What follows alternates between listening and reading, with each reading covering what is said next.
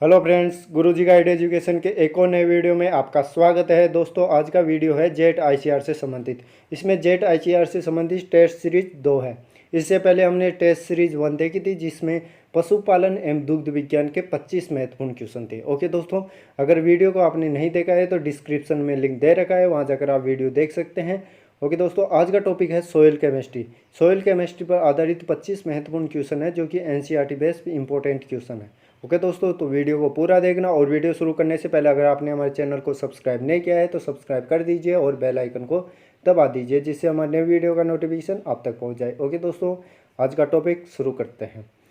First question, खनिज मृदा में खनिज पदार्थ का प्रतिशत पाया जाता है। ऑप्शन है 50%, 40%, 45% या 35%। ओके दोस्तों, तो इस क्वेश्चन का आंसर होगा खनिज मृदा में खनिज पदार्थ का प्रतिशत पाया जाता है 45%। ओके दोस्तों, तो इस क्वेश्चन का आंसर होगा ऑप्शन नंबर सी, 45%। ओके दोस्तों, खनिज मृदा में अन्य पदार्थों की उपस्थिति देखें तो 45% खनिज पदार्थ हो गया, 5% जीवांश पदार्थ होता है, 25% जल होता है, 25% वायु पाई जाती है। ओके दोस्तों, नेक्स्ट क्वेश्चन, मृदा निर्माण में सक्रिय कारक है। ऑप्शन है पैतृक पदार्थ, जलवायु, समय या धरातल। ओके दोस्तों, तो इस क्वेश्चन का आंसर होगा मृदा निर्माण में सक्रिय कारक होता है जलवायु। Option number B. पैतृक पदार्थ, समय और धरातल ये निष्क्रिय कारक होते हैं। ओके दोस्तों, तो इस क्वेश्चन का आंसर होगा ऑप्शन नंबर बी, जलवायु। नेक्स्ट क्वेश्चन, चट्टानों में अपक्षय किस प्रकार का होता है।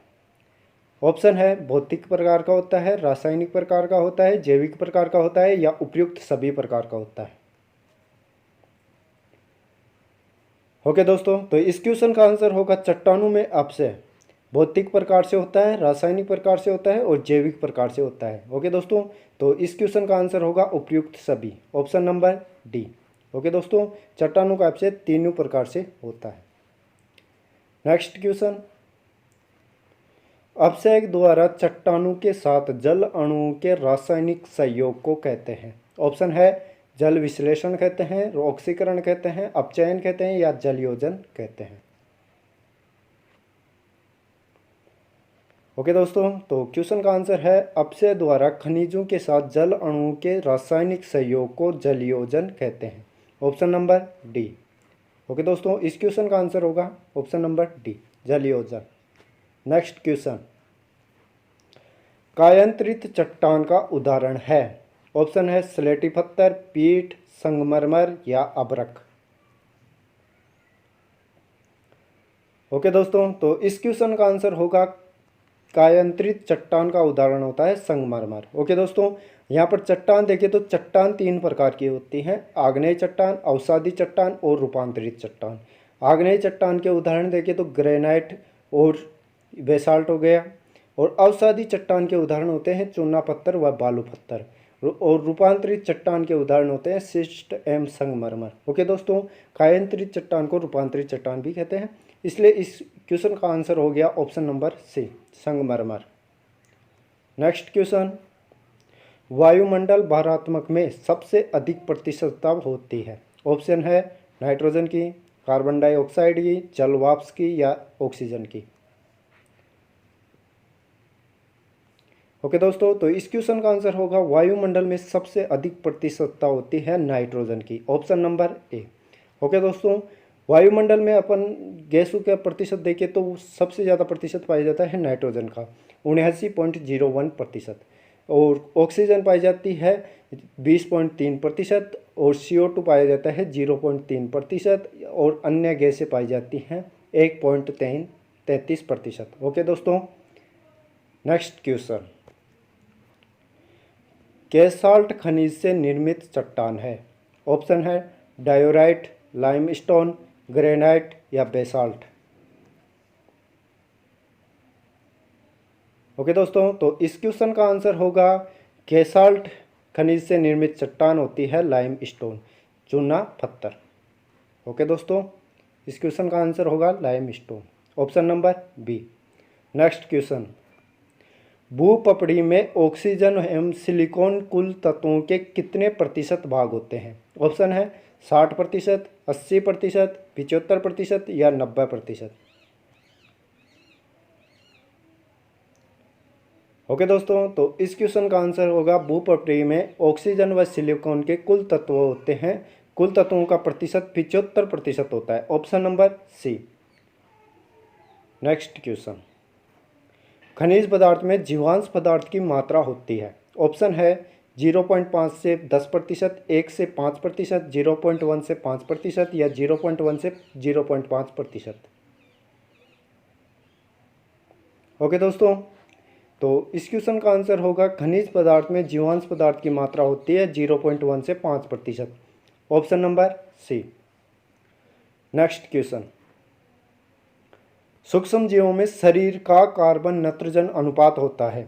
ऑप्शन है 4 से 9 अनुपात 1, 10 से 12 अनुपात 1, 20 से 100 अनुपात 1 या इनमें से कोई नहीं। ओके दोस्तों, तो इस क्वेश्चन का आंसर देखने से पहले अपन देखते हैं कार्बन नाइट्रोजन अनुपात क्या होता है। कार्बन नाइट्रोजन अनुपात मृदा में प्राप्त कुल कार्बन की मात्रा अपॉन मृदा में प्राप्त नाइट्रोजन की कुल मात्रा के आधार पर निकाला जाता है। अगर सूक्ष्म जीवों का नाइट्रोजन देखें तो 4:1 से 9:1 होता है। ओके दोस्तों, तो इस क्वेश्चन का आंसर होगा ऑप्शन नंबर ए। इसके अलावा अपन देखें फलीदार पौधों एवं गोबर की खाद में कार्बन नाइट्रोजन अनुपात 20:1 से 30:1 होता है और बैक्टीरिया में यह 5 अनुपात होता है तथा फंजाई के ऊतकों में 10:1 होता है। ओके दोस्तों, तो इस क्वेश्चन का आंसर होगा 4 से 9:1। Option number A. Next question, मृदा में जीवांश पदार्थ के प्रमुख स्रोत हैं। ऑप्शन है केवल पौधे, पौधे एवं जंतु, केवल जंतु या इनमें से कोई नहीं। ओके दोस्तों, तो इस क्वेश्चन का आंसर होगा मृदा में जीवांश पदार्थ के प्रमुख स्रोत होते हैं और पौधे एवं जंतु। Option number B. Next question, विच्छेदन के लिए उपयुक्त तापक्रम है। ऑप्शन है 5 डिग्री सेंटीग्रेड से कम, 40 डिग्री सेंटीग्रेड से कम, 10 से 20 सेंटीग्रेड या 30 से 40 डिग्री सेंटीग्रेड। ओके दोस्तों, तो इस क्वेश्चन का आंसर होगा विच्छेदन के लिए उपयुक्त तापमान होता है 30 से 40 डिग्री सेंटीग्रेड। ओके दोस्तों, अगर हम देखें विच्छेदन 5 डिग्री सेंटीग्रेड पर भी होता है, परंतु ताप बढ़ने पर इसकी गति बढ़ती है, अतः इसका उपयुक्त तापमान होता है 30 से 40 डिग्री सेंटीग्रेड। ओके दोस्तों, नेक्स्ट क्वेश्चन, जीवांश पदार्थ में मृदा की धनायन क्षमता होती है। ऑप्शन नंबर है घटती है, बढ़ती है, अपरिवर्तित रहती है या इनमें से कोई नहीं। ओके दोस्तों, तो इस क्वेश्चन का आंसर होगा जीवांश पदार्थ में मृदा की धनायन क्षमता बढ़ती है। Option number A. ओके दोस्तों, हुमस की धनायन विनिमय क्षमता अधिक होने पर इसे मृदा में मिलाने पर धनायन विनिमय क्षमता बढ़ती है। ओके दोस्तों, तो इस क्वेश्चन का आंसर होगा option number B. Next question, जीवांश पदार्थ से मृदा की उभय प्रत्यारोधन क्षमता बढ़ती है, घटती है, अप्रभावित रहती है या इनमें से कोई नहीं। ओके दोस्तों, तो इस क्वेश्चन का आंसर होगा जीवांश पदार्थ से मृदा की उभय प्रत्यारोधन क्षमता बढ़ती है। Option number A. Next question, protozoa होते हैं। ऑप्शन है सरलतम एक कोशिकीय सूक्ष्म जंतु होते हैं, जटिल एक कोशिकीय सूक्ष्म जंतु होते हैं, बहुकोशिकीय सूक्ष्म जंतु होते हैं या इनमें से कोई नहीं। ओके दोस्तों, तो इस क्वेश्चन का आंसर होगा प्रोटोजोआ होते हैं सरलतम एक कोशिकीय सूक्ष्म जंतु। Option number A. Next question, fungi के लिए उपयुक्त पीएच है। ऑप्शन है 4 से 5, 6 से 8, 7 से 7.5 या इनमें से कोई नहीं। ओके दोस्तों, तो इस क्वेश्चन का आंसर होगा फंजाई के लिए उपयुक्त पीएच होती है 4 से 5। Option number A. Next question, वह प्रक्रम जिससे मृदा की में उपस्थित अमोनियम नाइट्रोजन नाइट्रेट में परिवर्तित हो जाता है कहलाता है। ऑप्शन है नाइट्रीकरण, विनाइट्रीकरण, अमोनीकरण या इनमें से कोई नहीं।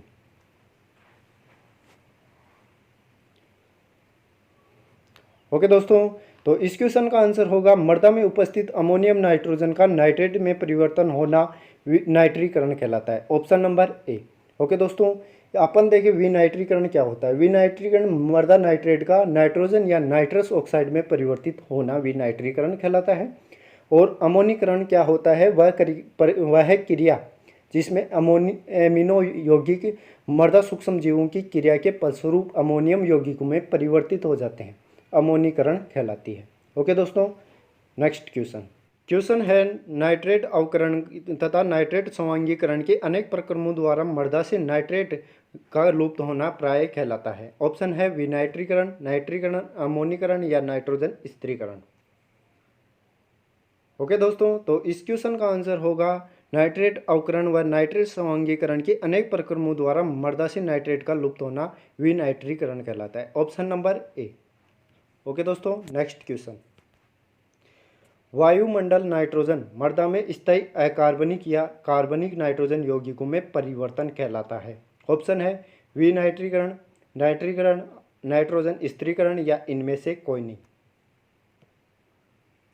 ओके दोस्तों, तो इस क्वेश्चन का आंसर होगा वायुमंडलीय नाइट्रोजन मृदा में स्थायी अकार्बनिक व कार्बनिक नाइट्रोजन यौगिकों में परिवर्तन नाइट्रीकरण कहलाता है। Option number B. Next question. मृदा कोलाइड कणों का आकार होता है। ऑप्शन है 200 से 300 मिली माइक्रोन, 1 से 100 मिली माइक्रोन, 1 से 5 सेंटीमीटर या 600 से 800 मिली माइक्रोन। ओके दोस्तों, तो इस क्वेश्चन का आंसर होगा मृदा कोलाइडी कणों का आकार होता है 1 से 100 milli micron. Option number B.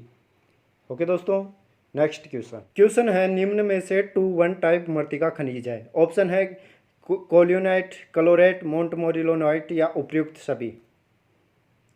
Okay दोस्तों, तो इस क्वेश्चन का आंसर होगा 2,1 टाइप मृतिका खनिज मोंटमोरिलोनाइट को कहते हैं। Option number B. इसमें 2 परत सिलिका की और 1 एल्यूमिना परत पाई जाती है। ओके दोस्तों, इस क्वेश्चन का आंसर होगा montmorillonite. Option number C. Next question. Colloid रसायन का जनक जाना जाता है। ऑप्शन है डॉकचेवविवी, जेनी या थॉमस ग्राम या जोप्पे। ओके दोस्तों, तो इस क्वेश्चन का आंसर होगा कोलाइड रसायन का जनक थॉमस ग्राम को कहा जाता है। Option number C. Next question. मृदा कार्बनिक कोलाइड है।